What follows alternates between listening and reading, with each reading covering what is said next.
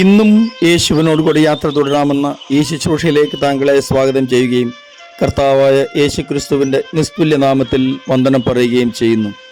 ജീവിതത്തിലെ ഓരോ ദിനങ്ങളിലും അത്ഭുതങ്ങളുണ്ടാകണമെന്ന് പ്രാർത്ഥിക്കുന്ന ആളുകളുണ്ട്. കാരണം അവരുടെ ജീവിതം പലപ്പോഴും സാങ്കല്പിക വഴികളിലൂടെ കൊണ്ടുപോകുന്നവരാണ്. എന്നാൽ അത്ഭുതങ്ങൾ മാത്രം ആഗ്രഹിച്ചല്ല, ദൈവത്തിൻ്റെ ഇഷ്ടം ഞങ്ങളുടെ ജീവിതത്തിൽ വെളിപ്പെടണം, ദൈവത്തിൻ്റെ ഇഷ്ടപ്രകാരമുള്ള അത്ഭുതങ്ങൾ ഉണ്ടാകണം എന്ന് പ്രാർത്ഥിക്കുന്ന ആളുകളും അനേകരാണ്. അതിൽ തെറ്റില്ല എന്ന് തന്നെയാണ് ഞാൻ വിചാരിക്കുന്നത്. ദൈവത്തിൻ്റെ ഇഷ്ടപ്രകാരമുള്ള അത്ഭുതങ്ങൾ. ഒരു കാര്യം മനസ്സിലാക്കേണ്ടത്, വേദപുസ്തകത്തിലുടനീളം അത്ഭുതങ്ങൾ ധാരാളമുണ്ട്. അതിശയോക്തിയല്ല അത്ഭുതങ്ങൾ. അത്ഭുതവും അതിശയോക്തിയും തമ്മിൽ വ്യത്യാസമുണ്ടല്ലോ. ഇതിനകത്തൊന്നും അതിശയോക്തിയായിട്ട് പറഞ്ഞിട്ടില്ല. സകലതും ഇന്നലെ നടന്നത്, ഇന്ന് നടന്നുകൊണ്ടിരിക്കുന്നത്, നാളെ നടക്കാനിരിക്കുന്നത്, അല്ലാതെ യാതൊരു അതിശയോക്തിയും കുത്തി നിറച്ചിട്ടുള്ള ഒരു പുസ്തകമല്ല സത്യവേദ പുസ്തകം എന്ന വിശുദ്ധ ബൈബിൾ. ഇന്നലെ പറഞ്ഞതുപോലെ തന്നെ ചില അത്ഭുതങ്ങൾ ഒരു കൂട്ടർക്ക് നന്മയായും അതേ അത്ഭുതം മറ്റൊരു കൂട്ടർക്ക് തിന്മയായും ഭവിക്കുന്നത് തിരുവചനത്തിൽ ചിലയിടങ്ങളിലെങ്കിലും നമുക്ക് മനസ്സിലാക്കാൻ പറ്റുന്ന കാര്യമാണ്. അതേക്കുറിച്ചായിരുന്നല്ലോ കഴിഞ്ഞ ദിവസം ചിന്തിച്ചത്. തുടർന്നും അതിൻ്റെ ബാക്കിയൊന്നോണം ഒരിക്കൽ കൂടിയ വാക്യങ്ങൾ വായിക്കുന്നു. രാജാക്കന്മാരുടെ 2-ാം പുസ്തകം 7-ാം അധ്യായം 1-2 വാക്യങ്ങൾ. ഇന്നലെ 1-ാം വാക്യം മാത്രമാണ് വായിച്ചത്. അപ്പോൾ എലീശ, യഹോവയുടെ അരുളപ്പാട് കേൾപ്പിൻ, നാളെ ഈ നേരത്ത് ശമര്യയുടെ പടിവാതിൽക്കൽ ഷേക്കേലിന് 1 സെയാ ഗോതമ്പുമാവും ഷേക്കേലിന് 2 സെയാ യവവും വിൽക്കുമെന്ന് യഹോവ അരുളി ചെയ്യുന്നു എന്ന് പറഞ്ഞു. രാജാവിന് കൈത്താങ്ങൽ കൊടുക്കുന്ന അകമ്പടി നായകൻ ദൈവപുരുഷനോട്, യഹോവ ആകാശത്തിൽ കിളിവാതിലുകൾ ഉണ്ടാക്കിയാലും ഈ കാര്യം സാധിക്കുമോ എന്ന് പറഞ്ഞു. അതിന് അവൻ, നിന്റെ കണ്ണുകൊണ്ട് നീ അത് കാണും, എങ്കിലും നീ അതിൽ നിന്ന് തിന്നുകയില്ല എന്ന് പറഞ്ഞു. പ്രിയപ്പെട്ടവരെ, ദൈവത്തിൻ്റെ അത്ഭുതങ്ങൾ, ദൈവവചനപ്രകാരമുള്ള അത്ഭുതങ്ങൾ നമ്മുടെ ജീവിതത്തിൽ വിശ്വസിക്കുന്നതിൽ അല്പം പോലും തെറ്റില്ല. എന്നാൽ അവിശ്വസിക്കുന്നത് തെറ്റ് എന്ന് മാത്രമല്ല, അത് നമുക്ക് ദോഷമായി ഭവിക്കുവാനും സാധ്യതയുണ്ട്.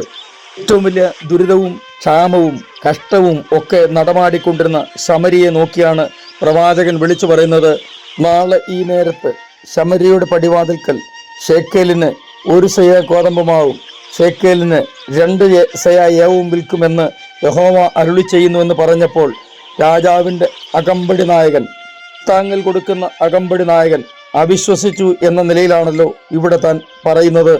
ദൈവം ആകാശത്തിലെ കിളിവാതിൽ തുറന്നാലും ഇത് സാധ്യമാവുകയില്ല എന്ന്. ആ മനുഷ്യൻ്റെ മനോമുകുരത്തിൽ തെളിഞ്ഞത് അവിടെ വെളിപ്പെട്ടുകൊണ്ടിരുന്ന, നടമാടിക്കൊണ്ടിരുന്ന ദാരിദ്ര്യവും ക്ഷാമവുമാണ്.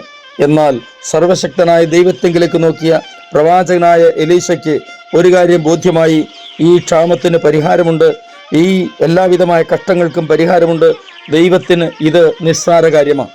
ഈ 7-ാം അധ്യായത്തിൻ്റെ 20-ാം വാക്യം വരെ വായിക്കുമ്പോൾ അകമ്പടി നായകന് സംഭവിച്ച ദാരുണമായ അന്ത്യം നമുക്ക് മനസ്സിലാക്കാൻ പറ്റും. തികച്ചും അപ്രതീക്ഷിതമായി അവിടെ ദൈവപ്രവൃത്തി വെളിപ്പെട്ടു. 6-ഉം 17-ഉം വാക്യങ്ങളിൽ ഇതിനെക്കുറിച്ച് ഇങ്ങനെയാണ് പറഞ്ഞിരിക്കുന്നത്: രാജാവിന് കൈത്താങ്ങൽ കൊടുക്കുന്ന അകമ്പടി നായകനെ ജനം ചവിട്ടിക്കളഞ്ഞു.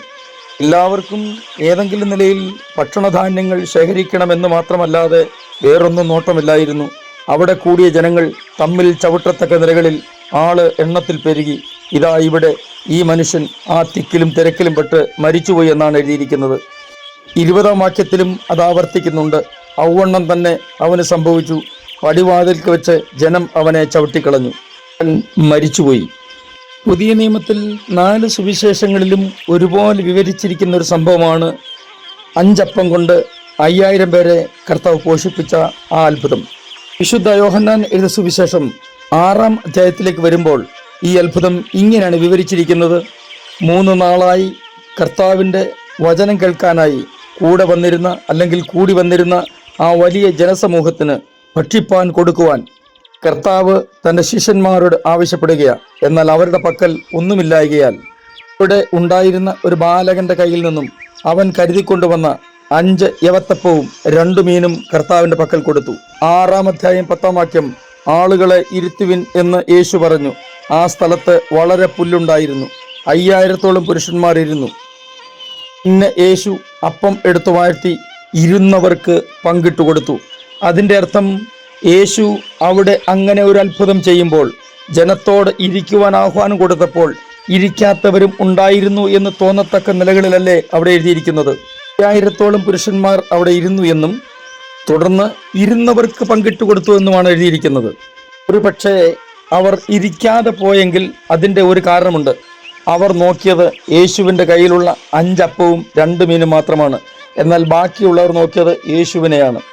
അവസ്ഥകളിലേക്കല്ല നമ്മൾ നോക്കേണ്ടത്, ദൈവത്തിങ്കലേക്കാണ് നോക്കേണ്ടത്. അപ്പോൾ നമ്മുടെ ജീവിതത്തിൽ അത്ഭുതം മനസ്സിലാക്കുവാനും അനുഭവിക്കുവാനും അവസരമുണ്ടാകും.